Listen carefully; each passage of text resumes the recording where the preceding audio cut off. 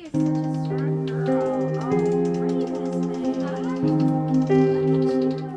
hear a lot of no when you have a child like our children. Yep. You hear no, you hear they can't do this, you hear you have to fill out forms where you're like, nope, can't do that, nope, can't do that. You showed up both in the form of saying yes, and then you literally showed up at the hospital, and it felt like, oh, this is her community. These are the people who are going to be there for her.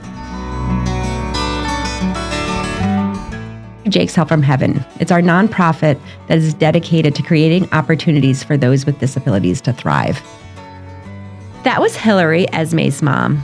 Esme has a host of medical challenges. She is yet undiagnosed. The thing that we talk about a lot in this episode is this idea of resiliency. What I loved about talking with them was just reminiscing about all these different ways in which Esme has shared with the world what her needs are and how Hillary has really just worked to meet those needs. Sometimes we think that, oh, that child is sick, or they don't understand because they don't speak, or they can't communicate like everyone else. Esme shows us all that that is not the case, and she gives us so much inspiration, and I think this conversation really shows the world all that can be. Welcome to A Place of Yes, a podcast about how I moved through my darkest hour. And for me, that was in channeling my grief into good. Welcome to the show. But first, it's time for our review of the week. This review is coming from Apple Podcast. I'm looking forward to following this podcast and seeing the lives it will touch. Grief comes in many forms, and there is no roadmap. I think Heather and Brian have done an incredible job at navigating the journey for their family, as well as helping others find their way. Their family is an inspiration through the love, grace, and hope that they share with the community. I love that one because I hope that that's what people think. I think that we are just living our lives, but it's nice that people are finding the work we're doing to be helpful and to be inspirational, and it just feels good. And don't forget to leave a review on whatever platform you're tuning in on. Today, I'm super excited to be sitting here with Hillary. Hillary, otherwise known as Esme's mom, has been part of the Jake's Help from Heaven family, I want to say almost since the beginning. I think very early on, we started working together, and I'm just really excited to have you here with us. Can you tell me a little bit about you and Esme? Of course. So thanks for having me. I'm really excited to be here and have this conversation, and my favorite topic is Esme, right? Well, it should be. She's awesome. She is. She's the best person I know. So I'm always really happy to talk about her. So Esme she's going to be 13 next week. I can't believe it. I'm going to be the mom of a teenager. I was going to say a full-blown teenager. And Ez is the best person I know. She's super funny, super smart, really goofy. She has a sense of humor that I can't ever quite get over. And because she's nearly 13, she thinks I'm really annoying right now. But there were times that she thought I was pretty cool. Well, it might come back, but you're in trouble for a few years. Yeah, I'm looking forward to that. And Ez also is, nonverbal, although she uses an eye gaze device to talk. And I definitely want to talk about that more as we keep going in that, because the way she works that is just amazing. Yeah. And her sense of humor comes out with it so much, which is really fun.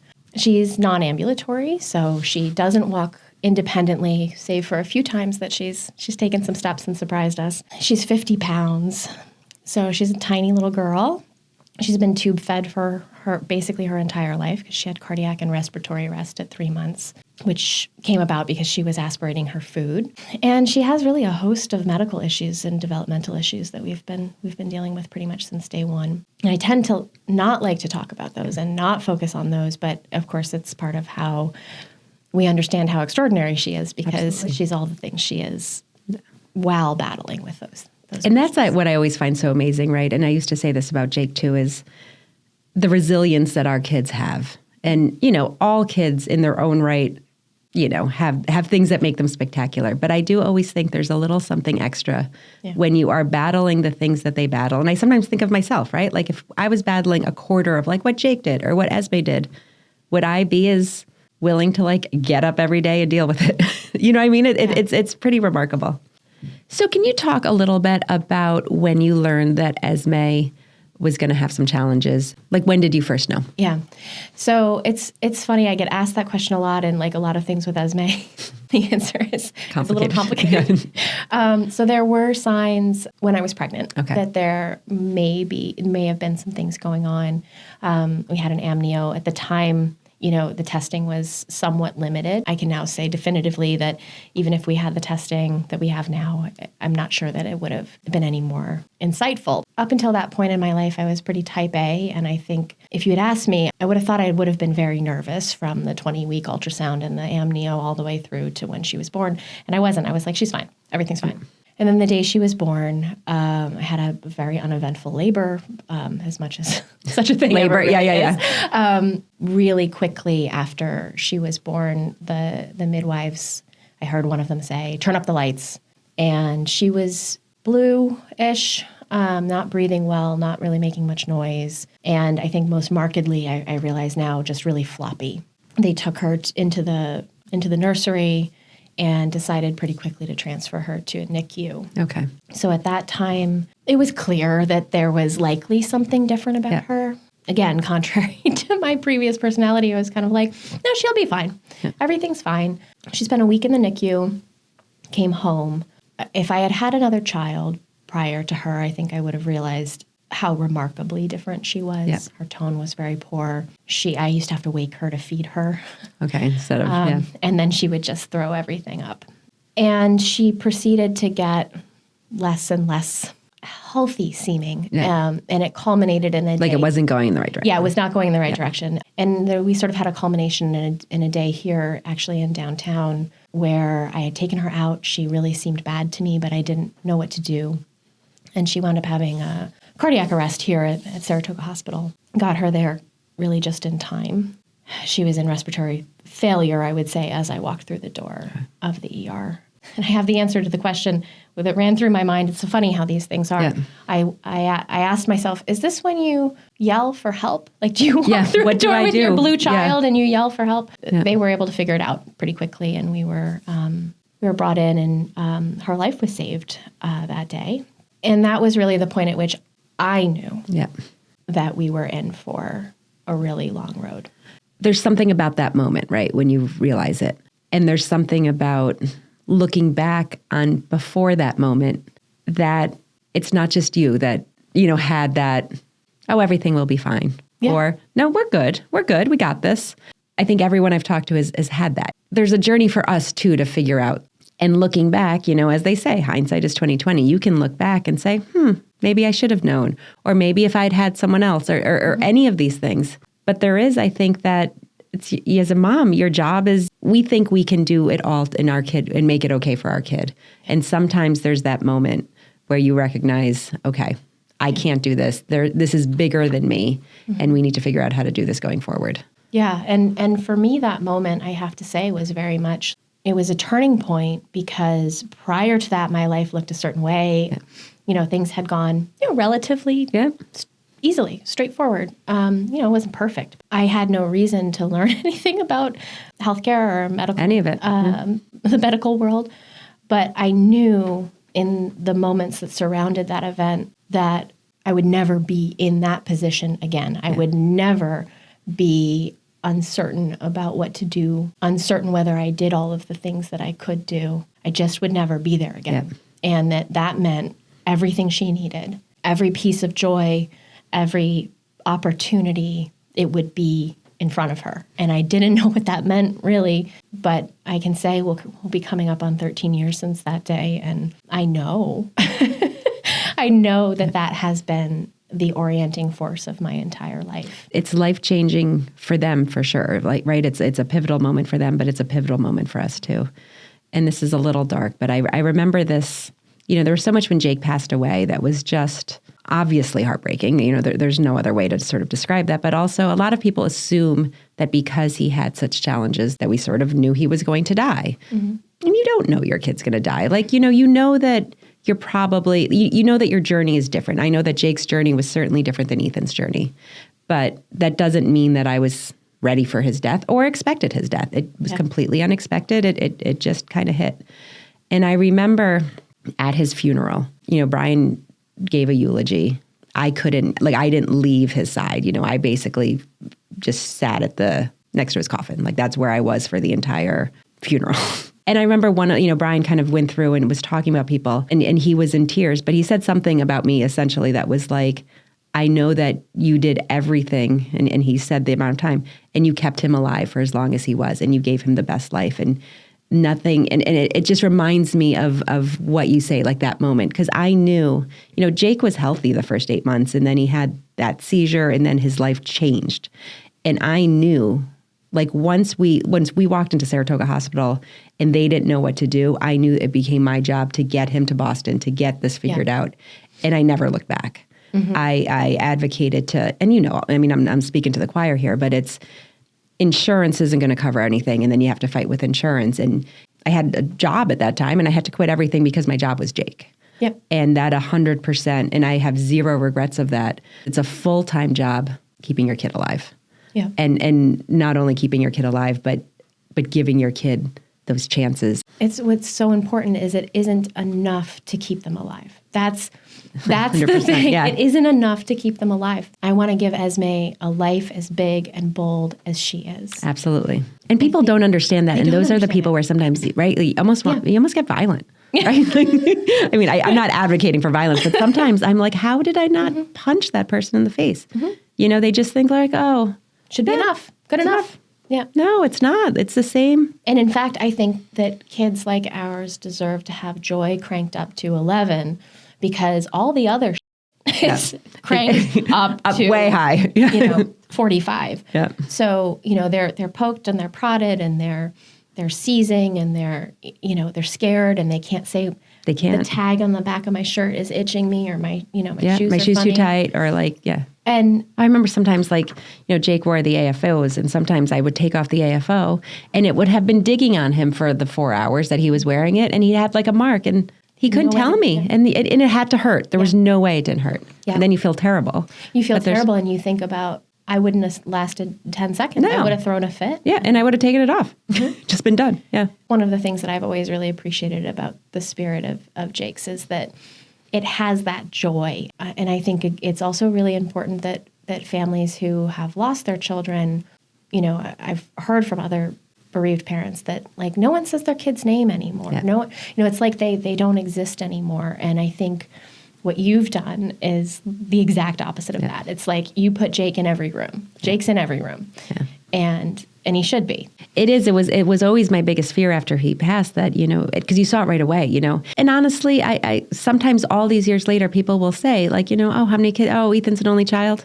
Yes. Because sometimes it's easier. Yeah. But it never feels good. It always feels awful. Yeah. And I always go home and I'd be like, oh, I did it today. And I'll tell Brian, or Brian's like, oh, I've done that before too. And it's a horrible thing, but sometimes people just make it hard, or sometimes it just is hard, right? Like, what do you say? Like, I don't know. It's important for me to have him be in every room because even sometimes as present as he is, sometimes people just don't know. And sometimes I just don't want to talk about it. It's that balance of, I need to be able to talk about him and I need to talk about the inspiration and why we do what we do. Yeah. Because otherwise the biggest fear is that he would just disappear. I was trying to remember exactly when we started working together. Mm-hmm. And I don't remember how old Esme was, but can you tell me a little bit how you found out about Jake's and then we can kind of walk down memory lane of all the different things we've done together? Yeah. So I was trying to remember how we found out about Jake's. I think it was through our care manager. Okay. But it also may have been through Heath. I was like, was it through Heath? Yeah. And I was trying to remember if actually Jeff was already on our board or not. He was. Okay. So Jeff was on the board. And so I think all of those ways, because we have worked with Kara Goki almost since the beginning. And then I think your connection with Heath was also so a couple ways you found us. Yes. And I can remember hearing about you and thinking, oh, okay, well, there are things we need. Like, I know there's all of these things we need.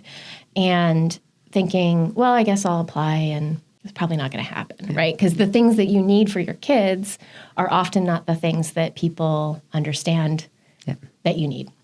So in this case, it was an iPad. And I was really hoping to start communicating with her through an iPad. We went ahead and asked, and oddly, you said yes. Go figure. So I think we had a scheduled delivery, And Esme wound up in the hospital. She was at Albany Med, and she was seizing like every 3 hours for days. How old was she? That's what I was trying to remember. She would have been about 3? 3, Okay. 2.5, 3, because it was kind of the end of the really bad seizure stuff. And I remember our board discussion around that, because at that time, iPads I don't want to say they were new, but it was hard for some of us to sort of wrap our head around, how is this iPad going to help a 2-3-year-old? How is that actually going to be something? And we talked about it, and part of why I love our board and the work that we do is we really kind of dig deep through that, So there's some people who are like, it makes zero sense. What is a 2-year-old going to do with an iPad?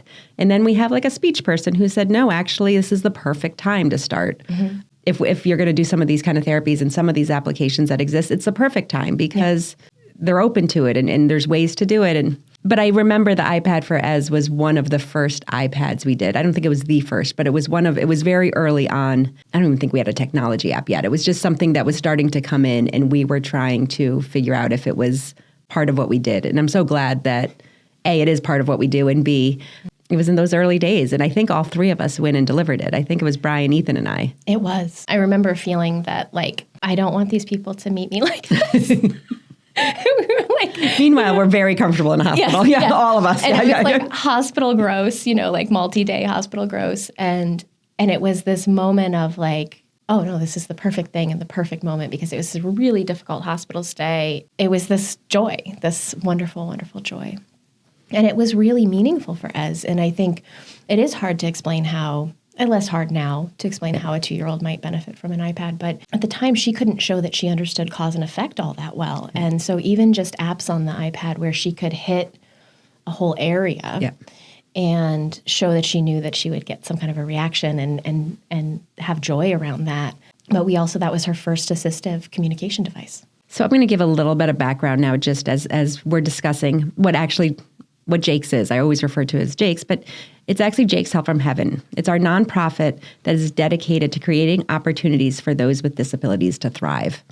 And we've kind of hammered around what our mission really is, and we're really focused now on that. And I think when you talk about some of the things with Esme, and even early on, like being able to just make a choice. Yes. Those are ways in which we're helping people thrive. Jake's Help from Heaven was founded after my 4-year-old son, Jake, passed away. All of these experiences and all of these things resonate so much for us. So, the fact that even Ethan, Brian, and I went to deliver to you in the hospital, I jokingly say it, but we spent so much time in the hospital that it felt very comfortable for us. Yeah. And I do think that is part of what makes Jake's Help from Heaven a different type of organization and a different type of foundation. Let's go back a little bit about that first yes that we gave you. And then I'd love to talk about sort of the journey we've been on. Yeah. Because, we're talking about when Esme was 2 and now she's going to be 13. Yeah. And there's been a lot of things that we've done together along the way. So I'm kind of excited to kind of go down that memory lane. Yeah. But when you got the letter that said she was approved, how did that feel? It's funny. The notion of a yes is really key. And I've talked about this with other advocates and parents. You hear a lot of no, right? When you have a child like our children. Yep. You hear no, you hear they can't do this. You hear you have to fill out forms where you're like, nope, can't do that. Nope, can't do that. And even in engaging like the medical community, when you have a child that their diagnosis isn't clear or the things that might be done to help them aren't clear, you get a lot of maybes and you don't get many yeses. And so I'm not sure that I remember receiving the letter. That stage, as was seizing so much at that point that I would like not leave the house for weeks. And sometimes not leave the bed for a day because she was just on me. Anything at that moment that felt broadening was important. And I think even more than that, anything that made me feel like Ez was part of a community, even though she was isolated in the ways that she was really, really important to me. It's funny because in a different way, it meant so much to us too, because for us, especially, so we're talking probably, 2013. So Jake's was only a couple years old and Jake had only been gone a few years, so all of that was very new to us. For us, one of the things when we started Jake's Help from Heaven, and we didn't know this was going to be a thing, but it was that community. Yeah. Because when Jake was born, I don't want to say it was before the internet, because obviously it wasn't, but it was like before Facebook as much. Like everything was kind of new. I feel like it's not so easy, but there's so many ways to seek out community and companionship. And even with strangers far away, like there's certain individuals that I follow, like this little boy, James, who's in Illinois, like just like from the connection of knowing other moms that have special needs kids or sick kids. And you kind of have this connection. When Jake was, 1, 2, 3 years old, I didn't have that community. Yeah. The community now is as important to me, I think almost more because I didn't have it then. Mm-hmm. And I just love this opportunity. Like when you said Esme's the best person, I used to feel that way about Jake. Jake just never gave up and always just fought through. And I didn't have as many vehicles then as I do now to talk about him. And I just love that I can kind of continue to have these conversations. I think there's something really important here about the idea of a community for a child that extends beyond their life, right? Like, I feel like I know Jake. Yeah. Like, Jake is one of my buddies. That. Yeah. Right? Like, and it's something that I think, obviously it's always incredibly tragic when there's a child who's born and their life is limited in the ways that that our children's lives can be limited.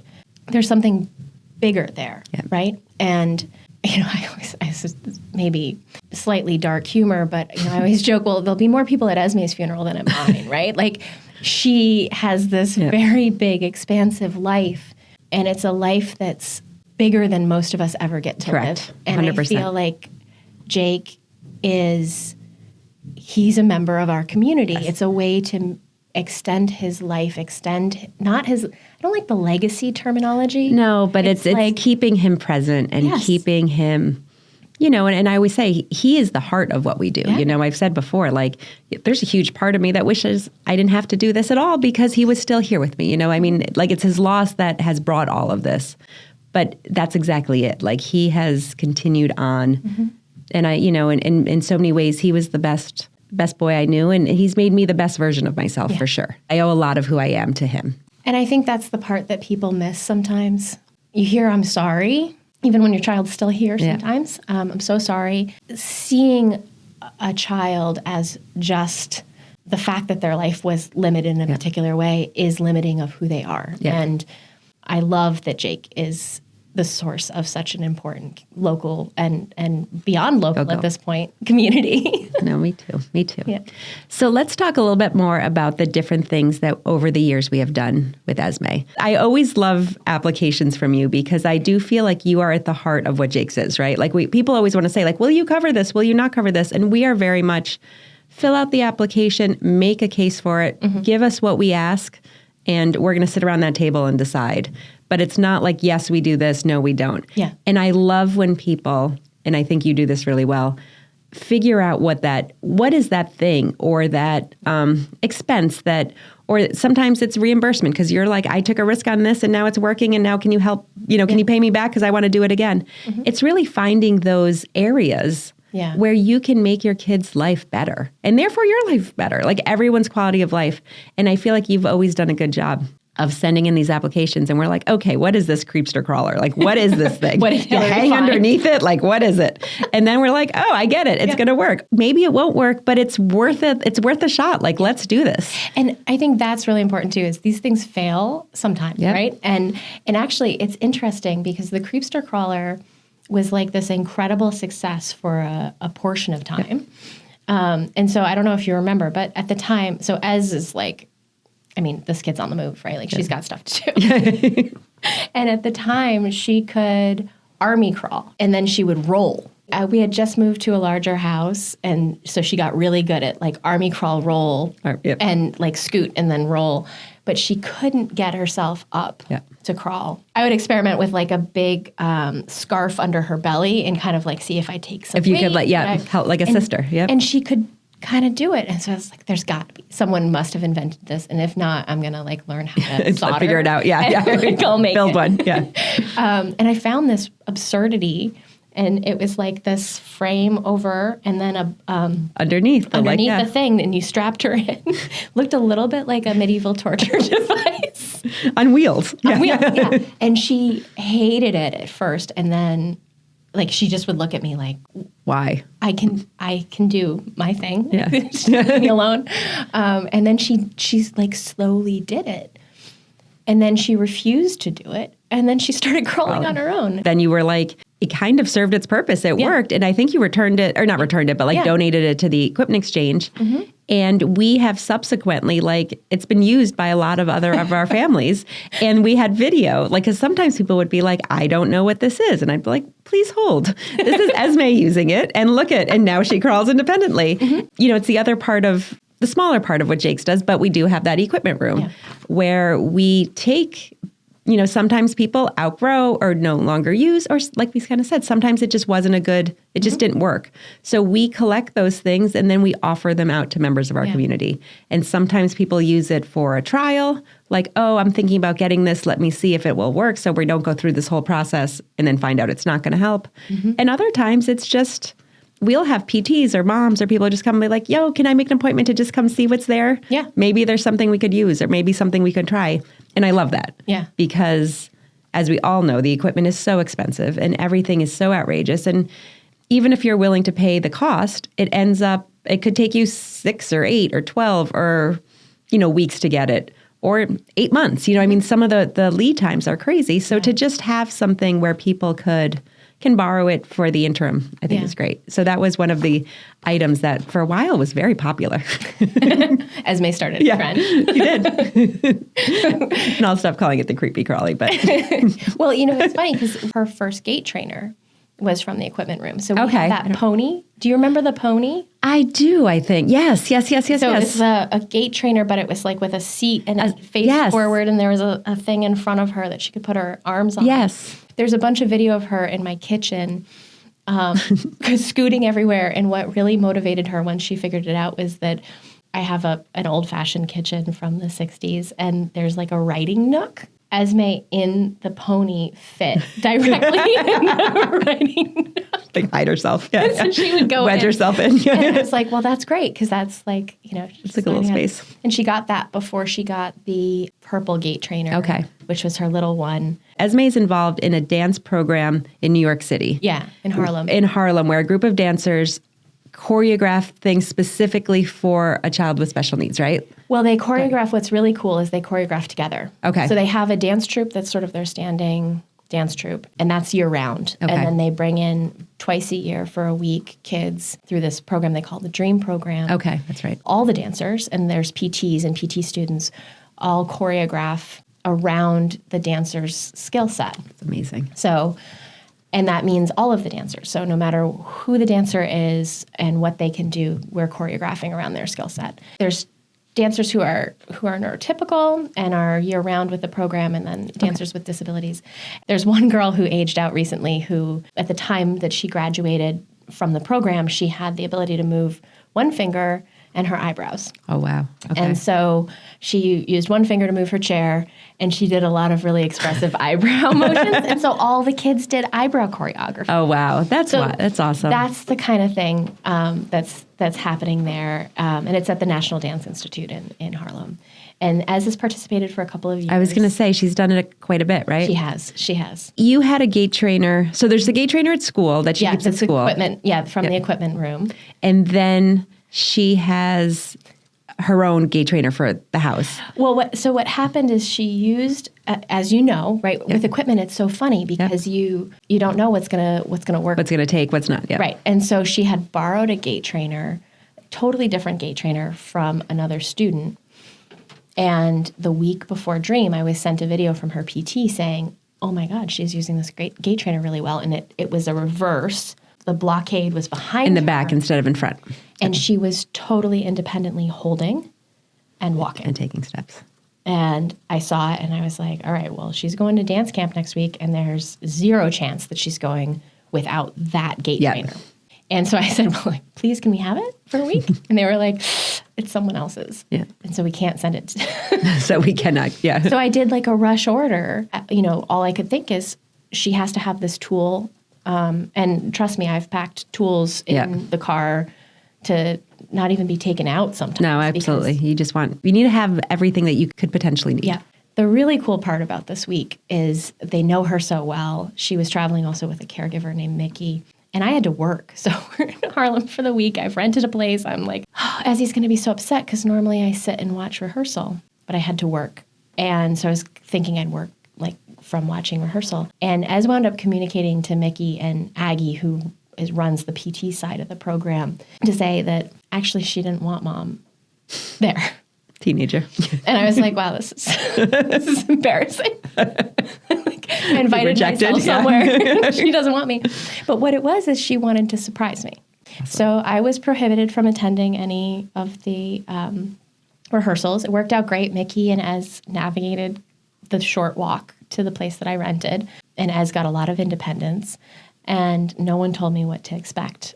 For the final performance, we went in. I was told kind of approximately where to sit for the best view. The dance that was choreographed sort of around Ez, there were other children in it.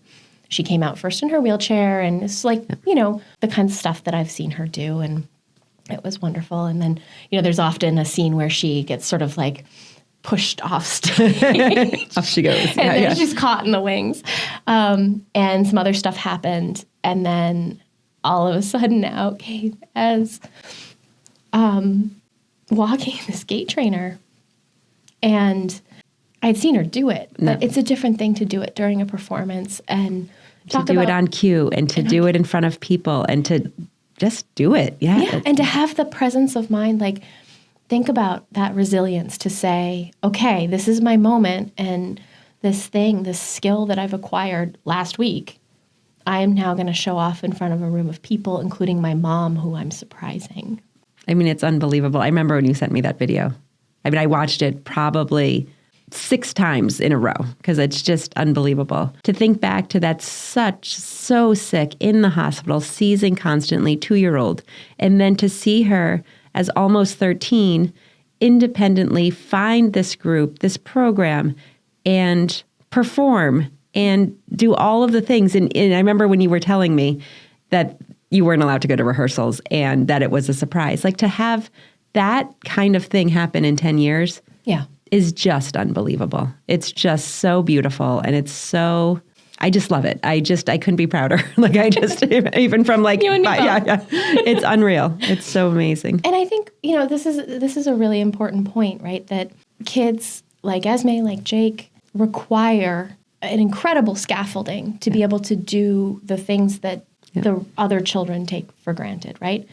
It's an incredible scaffolding. And when you can get to a place that you can make that scaffolding as invisible as possible so that that child is able to do what they can do on their own merits. They don't need to know that Mom freaked out about getting a rush delivery. All of the things. They don't need to worry about that. And instead being given the opportunity to thrive in their own way without the anxiety of that structure. And it's part of what you do, right, is you help parents, regardless of what's going on in their lives, you help them get to a place where providing that scaffolding is that much easier. Well, and it's you said something that I think is exactly what we try to do, right? A lot of times people want to talk just about the individual that we're helping, right? So just about the Esmes or any of the other individuals we work with. But so much of it, to me, it's more than that, right? Because it's, in this situation, here was a gait trainer that you knew she needed, and you did the rush order, and you're like, I'm going to have this here. And then you're like, oh my God, it wasn't cheap. So then you submit to us, we reimburse you. Because, that sort of is how we can, in that situation, help. You're her mom, you got her what she needed. But then in order for us to support not only Esme, but to support you, we take that burden off, right? So here, we're reimbursing you for the costs. And now you're back to sort of level ground, right? You can find a different thing to buy for her or whatever, because it's not like it's one and done ever. Yeah. But if we can help in those ways, like the whole then community is sort of working better, right? Because Esme's getting what she needs. You're not then stressed or under the burden of the cost or of okay, so I spent this money on that. What am I doing next? Am I going to be able to help her with her next need? Because there's always going to be a next need, right? Next need, yeah. And that I always think is equally important as the support for the individual. It's just helping the family unit or the community unit around her be successful. And yes, always worried about stuff, especially with a medically fragile kid. But when we can take one of those worries away, then you can focus more on what you want to focus on, which is, just the opportunities to thrive. How can she find her way? How can she be most independent? How can she be happy? Yeah. And that's always, I think it's not just about like, the equipment we get in her hand, but it's about easing the burden on everybody so that then you can move forward a little bit. And I think that joy, like the sparking of joy and just saying, okay, no, you don't need to spend all of your time thinking about, is it this gait trainer or that one, or is it this gait trainer, or is it the beach chair, or is it the bath chair, or what is it that you're willing to, what's most important at a given moment? It returns it to the joy. And it puts you in a place of yes and. Yep. And then all of that feeds back into the community, right? Yep. So she outgrows something, she stops using something, it goes back to the equipment exchange. It's happening somewhere else. Mm-hmm. It's happening. And it also allows the community to see more and more of what's possible from the Esmes of this world. Absolutely. Right? She can dance in her chair, she can crawl across the floor as dancing, she can walk with a gait trainer. Who knows what she's going to do this year? She may parachute in. Who knows? World's her oyster. And by the way, she did say that she needed more shoes. I think that was the exchange for the gait trainer. Mom, buy me more shoes. Well, Let's talk a little bit more about the different things that we've done. So we've talked about the iPad a lot. We've talked about some of the equipment. Again, I'm shocked. Not shocked, but she's going to be 13. She's a teenager. It's wild how time flies. Yeah. It's wild. But we have been, kind of working together for 10, 11 years. Mm-hmm. It's a long time. So I'm trying to sort of think, and certainly can't do this in order, but we did the iPad, and along the way, we've done a few other, I've kind of talked about how you have been so innovative in coming up with things that might make a difference. And I remembered we did something with nesting tables. Oh yeah, or the stacking nesting tables for stepping up. Yes. Yeah. So she was learning, and when she does stairs beautifully. And I think I have video of her climbing when I didn't expect her to climbing on those nesting tables. But they also just they're in her room and they're so sturdy in her playroom. We can use them to put her eye gaze device on. We can use them to do pull her chair up and do different craft projects and things like that. And occasionally, I also use it to climb up into the top to of get the closet stuff. To get things. They're handy for everyone.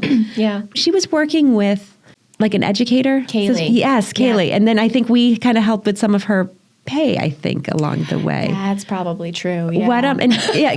Can we? COVID is a bit of a blur. I feel for all of us, it's equal parts. Mm-hmm. 10 years ago and equal parts last year. Yeah. I have no gauge of time. Yeah. But talk a little bit about, you've referenced the eye gaze device and Ez's ability to communicate. And I know when she was working with Kaylee, she was making a lot of progress. Does she still work with her? She doesn't. I mean, because now she's around, but Ez is back in school full time. But I remember that was another application. When it came in, it's funny when applications come in. One of the things that I always do is I write a cover letter, and it just kind of has the basic information. And for our repeaters, I write down everything we've done. Mm-hmm. I think the last application, it was a 2-pager because the part of all. Part of it is that we've gotten older, so I've increased the font size to 16. So because I would do them at 12, and everyone on the board would be I can't read this. So that's a sidebar. But I will tell you, I think Esme's is the only one that goes to a second page, which is awesome. It's easier for me because I know so many of the families we work with, and I stay immersed in this world because this was such a big part of my world and still is. But for some of our board members, all of who are dedicated and committed and really thoughtful and review the applications really well, but sometimes they don't know how to process some of the applications. Mm-hmm. And I remember it kind of was pushing the envelope a little bit to be have them wrap their head around without seeing it, without talking to you, without seeing Esme in action. How can this be? Yeah. So can you talk a little bit about her use of the eye gaze, her way to communicate, and how she would do things with Kaylee? Because I remember you sent me some videos and I was this is awesome. Yeah. So the thing with Ez, I think, is always I've known intuitively and then in a way that proved to me that Ez understood absolutely everything, at a very, very high level. And I think, she proved to me, and I had to video it because no one would believe me, but proved to me that she could read by the age of 4. She was reading sentences and answering comprehension questions with cards. That's a yes. 5. She's brilliant. She does shut down, though, when she's not challenged. because, you can only be asked to identify the letter A so many times before you're not into done. it anymore. Yeah. So Kaylee came into our lives during COVID. We were able to hire her essentially away from a 5th grade classroom to teach Esme directly. And she came in cold, not knowing Ez, and just started, pasta on the wall.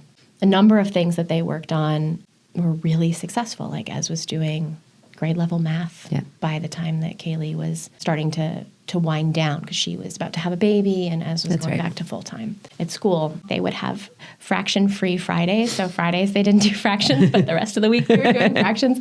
The walls are still covered with these big Post-it note stickies with all of the science and math and English that they were doing. Part of Kaylee's goal was to get her to use the eye gaze. Up until that point, she'd used it with me a lot, but it was mostly to tell jokes. There's like a bunch of canned jokes on the eye gaze, and there are a few that she really likes, so we would hear them all the time. All the time. Maybe I'll tell you one later. But Kaylee really got her to start realizing that if she expressed a need or a desire, that it would be met within reason. And then Ez got really bold. So, well, as she should. As she should, yeah. So at one point in COVID, pre-COVID, one of her favorite things was to go shopping. At one point during COVID, she said to me and Kaylee, "I should mall. Looks like old clothes newer." So she sometimes is a little looks like old clothes newer. Yeah, a little poetic in her ways. But she absolutely hears everything. Actually, Kara came by for a visit last week, and she was wearing a mask because she had been sick. And Esme said, "Health." Oh, yeah, and she uses it at school as well. One of my favorite ones is for Veterans Day, that they said, does anyone know what a veteran is? And Ez, who used to get really frustrated because her verbal classmates would answer before she could, but she's fast now. So she said, "Soldier, no more." It's good, right? You gotta love her. So soldier, no more. Soldier, no more. Her word for dream, she couldn't find it in the talker, so she said sleep think. Oh, I like that. Mm-hmm. It's kind of brilliant. Mm-hmm. She also calls it couching. Like, well, couching is like my favorite. I'm very good at that. Yeah. Looking forward to some couching later.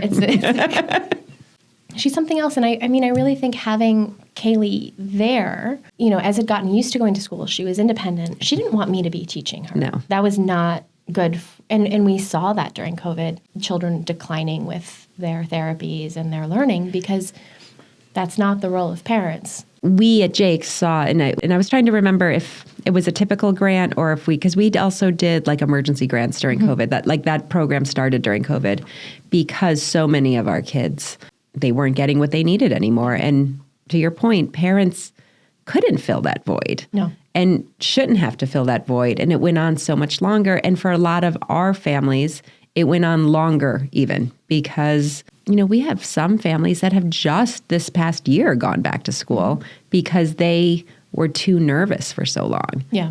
Because you're immune compromised. And then the vaccine, is it for you? Is it not for you? What was it going to do? Like all of those things, all of those concerns. And then if you're out in the public and then, it took a long time, I think, for some of our families to make that step back. And the impact, I think, on everyone was substantial. But with Ez, she had a really hard time during COVID. She lost 20% of her body weight in 4 months and wound up hospitalized. And I can't say, exactly all of the factors that went into that, but certainly not being out of the home, having the stimulation, having the therapies. I mean, how do you do the work of two people, one holding her and one stimulating her when you're just one and you're trying to work? She had just gotten to the point of taking the bus every day to and from school because she could do a full day plus the bus ride. And that was her favorite thing, right? The bus ride. I remember some of those videos of her, But I think along the way, too, we've just done some reimbursements of travel, and you're constantly, well, not constantly, but you're often in Boston. Yes. So frequently. And most of her care is at Boston Children's. Yeah, essentially all of it at this point. Yeah. Has been for some time, and it can be, as many families around here know, it's a lot to get there, settle in, I'm usually bringing a caregiver at this point. And yeah. We always used to say too, and because we always, on the application for travel, we like to say, and we have some families who go down and back, and that's how they do it, and they power through. But with Jake, we always went down the day before the appointment. You go to the appointment, and unless you're there for like an issue that's happening, but if you're there for a scheduled 3-month visit, we kind of wanted him to be at his best, because you wanted to have that dialogue with the doctor and figure out if there was going to be a med change or something else to try. You kind of want them at their best. And if he was in the car for 3 hours and then went straight to an appointment, he wasn't going to be at his best. His routine is off, his schedule is off, he probably missed a meal, all of the things. Yeah. So we always went down the day before. Then we'd have his appointments, and then typically the appointments would take so much out of him that we would spend another night in the hotel and go back the next day. Yep. So, 2 appointments or 3 appointments could take 3 days.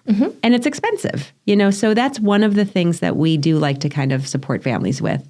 Take as much time as you need. Stay where you can be comfortable. We have stipends we don't cover. If you're staying at the Ritz, we're not covering the Ritz. Oh, you're not covering the Ritz? Well, we'll give you $150 for it. But you know what I mean? Like, we try to make it like there's a food stipend. Like, we try to make it so you can get the help that your kid needs at the best possible place. Yeah, and I think what I like about that approach is every family is going to do it differently, right? Like, for some families, getting home and getting back into the bed that they know their child can sleep in versus trying to figure out how to navigate a hotel is going to be the priority. Sometimes that's my priority. Sometimes the priority is to spend the night if we have an early appointment, or if she has a sedated procedure. I have to figure out, because if she and I sleep in the same room, neither of us sleep. I need a place with a pull-out bed, and then her inflatable bed, and then usually there's a caregiver, and they tend to not like to sleep on the floor as an experience. Imagine that. Every family's needs looks a little different. And, I don't know that we've necessarily talked about the work that I'm doing now, but I'm working in drug development for populations that, are very familiar to us. That's one of the things I keep saying to my team about how we design the trials is you build in as much option, because what might work really well for one family isn't going to work for the next. Absolutely. It's flexibility, it's choice, and then being willing to hear when something isn't going quite the way it works for this family, and you receive an application and you're like, oh, that's an odd thing. Oh, this is why we need that. It's why we tried it. We sit around the table and talk it through. There's no one right way to do this life, right? This life of special needs and medical challenges. And even within the same life, it changes what's the way to do it. Absolutely. So we try to be really cognizant of that, and trying to be cognizant in how we support and just how we say yes, because it's not, it's not our place to tell you what you need. It's our place to help you get what you need. All right, so let's talk a little bit about Esme now. You said she's almost 13. Yep. So where is she? Like, how is she doing health-wise? How is she doing just in general? Can you give us a little update? Yeah, so Esme, I guess we haven't talked about is functionally undiagnosed, right? So we have multiple genetic mutations that we've been sort of finding over time, and none of them really tell the clinical story. So not to say I've given up on it, because Esme's on the radar of some people who are still kind of trying to figure it out, but I think it sort of suits her personality that she's avoiding being understood in this way. So one of the things that's been really challenging, I think, is that there's really no clarity around what to expect. Not that there really ever is, but sometimes with a diagnosis, at least you get... Well, there's like a journey. There's a path. And you have a range of possibilities. Yeah. There have been times that Esme has been really ill, and I haven't thought we would get through. Yeah. At the moment, she's doing really well. She's had a very difficult year, though. In April, her weight again became a really serious issue. She's very malnourished, and this is a challenge with some kiddos, with her tube feeding. She just wasn't getting what she needed, so we had to do a really concerted effort to get her weight up. Is she eating anything by mouth? No. She was a little bit. She went through a period where we were working on like ice cream or something, right? She liked her ice cream, if I remember correctly. She would lick an ice cream. Like a little bit. Yeah. Okay. But that just... Well, and now it's really clear how much she's aspirating. Yeah, so she's dangerous. Had nothing... she's supposed to have had nothing by mouth for a couple of years. That's the other piece that we're working on right now is her lungs. Her lungs are pretty damaged from repeat aspirations. So we're just doing a lot of testing to try to figure out what's going on and address it in the best way that we possibly can. Is this a new team of doctors that you now have, or is it some of the same team? It's the same team, actually. Her doctor, Dr. Rosen, who's her GI in the aerodigestive clinic. So it's the clinic that works with ENT, pulmonology, nutrition, GI all together. Okay, perfect. Is our longest standing doctor. Actually, she started seeing Esme at 10 months old. Oh, wow. Okay. She was our first visit at Boston Children's. Oh, wow. When Esme started at Boston Children's, Dr. Rosen told me years later, she didn't think she would live the year. Wow. The fact that we're here is... Oh, it's amazing. It's amazing. It is. When you can't keep your kid alive on your own, Yeah, you need these other people. They're part of a team, and it's not a team focused on just this one thing. It's like everything, every aspect, and they have to see every aspect. And you need the doctors that it doesn't matter if your kid is having a seizure or having an episode Sunday at 2 p.m. You need someone that is going to return your call at those times, and there's a lot of good ones out there. And so we always end this podcast with this little feature called Ask Heather Anything. So go for it. I feel like I want there to be alcohol involved before I get to this point. Typically there is. Yeah. No. But, I think actually while I might have a longer list, I think I'm going to lean into what I would really like is to hear a bit more about drinking with your children and in particular your dance moves. Well, the dance moves are highly questionable because I saw the video and they're not great. In my head, my dance moves are much better than reality. But yes, so we just got back from my 50th birthday party. Not a birthday party, birthday trip. And I knew I was turning 50 and I wanted to wake up somewhere new and I wanted to have Brian, Ethan, and Serena with me. And in order to make that, they're 18 and 22, in order to make that equally enjoyable for everybody, Serena's boyfriend came. They've been together 3 years. Ethan at the time was not dating anybody when we were making this trip, so he invited his friend Evan, who has traveled with us several times, and we've known him a long time. And so we were in St. Lucia, and it's this funny vibe, and it's happened a couple times. But there's always been something where I just looked forward to having an adult child, right? Mm-hmm. And just being able to, obviously I'm still his mom and still parenting, and there's plenty of stuff to do in that end, but also just being able to sort of sit back and enjoy, relax.